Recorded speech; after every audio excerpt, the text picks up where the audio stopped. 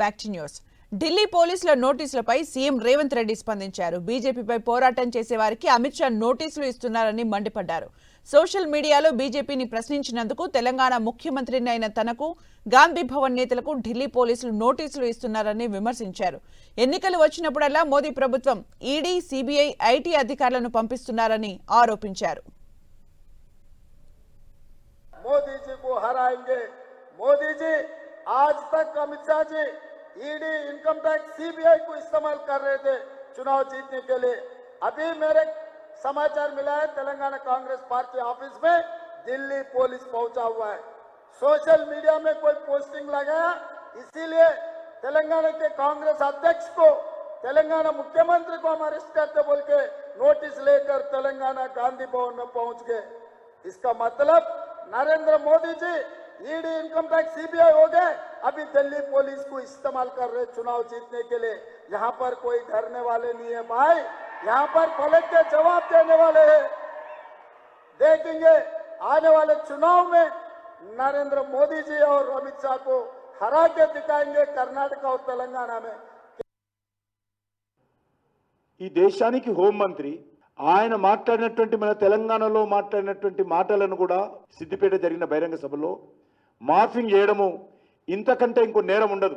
ఆయన మాటలన్నీ కూడా మార్ఫింగ్ చేసి ఆ వీడియోలను ఏకంగా Congress party, Pradesh Congress party official social media ID ద్వారా పోస్ట్ చేయడం అంటే కాంగ్రెస్ పార్టీ ఎంత దిగజారిందో, కాంగ్రెస్ పార్టీ ఎంత అనిశ్చిత పరిస్థితుల్లో ఉందో, డిస్పరేట్ మూడ్లో ఉందో, ఎంత నిరాశ నిస్పృహలతో ఉందో అర్థం చేసుకోవచ్చు.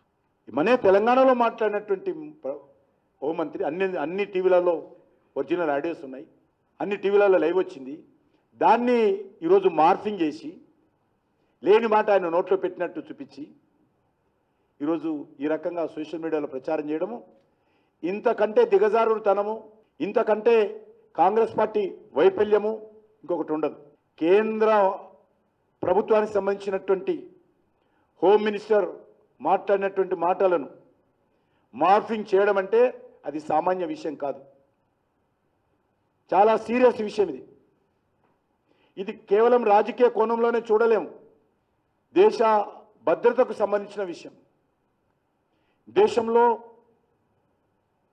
బడుగు బలైన వర్గాల ప్రజల్లో ఒక ఉద్రిక్తలు రెచ్చగొట్టేటువంటి ప్రయత్నం, మీ యొక్క రిజర్వేషన్స్ పోతాయని రెచ్చగొట్టి శాంతి భద్రతలకు భంగం కలిగించేటువంటి సడన్గా ఈరోజు ఢిల్లీ పోలీసులు రావడానికి కారణం ఏంటంటే ఈ ఎస్సీ, ఎస్టీ, బీసీల, మైనార్టీల ఈ రిజర్వేషన్ల మీద సడన్గా తెలంగాణ మీద ఎందుకే ప్రేమ వచ్చిందంటే తెలంగాణలో ఇది వ్యతిరేకత మొదలయ్యింది. ఈ వ్యతిరేకత పోవాలి అని అంటే ముఖ్యమంత్రి రేవంత్ రెడ్డి గారికి నోటీసులు ఇవ్వాలి. వాళ్ళు మేము ఎస్సీ, ఎస్టీ, బీసీలకి అనుకూలంగా ఉన్నామని ఒక ప్రచారం చేసుకోవడానికి గాంధీ భవన్కి వచ్చారు. సోషల్ మీడియా మా వాళ్ళకి ఇచ్చారు.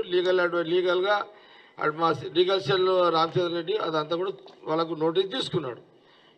ఇదంతా అల్టిమేట్ ఈ ఎన్నికల కోసము బీజేపీ సీట్లు దెబ్బపడుతుందనే ఒక భయంతో అకస్మాత్తుగా ఢిల్లీ పోలీసులు వితౌట్ కంప్లైంట్ ధన్మని గాంధీ భవన్కి వచ్చారు. నా ఒక్క ఓటుతో ఇంటికి ఉచిత రేషన్ వచ్చింది. ఇప్పుడు నేను వేసే ఓటుతో 5 ఏళ్ల పాటు ఉచిత రేషన్ వస్తుంది. ఇది మోదీ గ్యారెంటీ. మరి నా గ్యారెంటీ? కమలం పువ్వుకు ఓటేద్దాం, బీజేపీని గెలిపిద్దాం.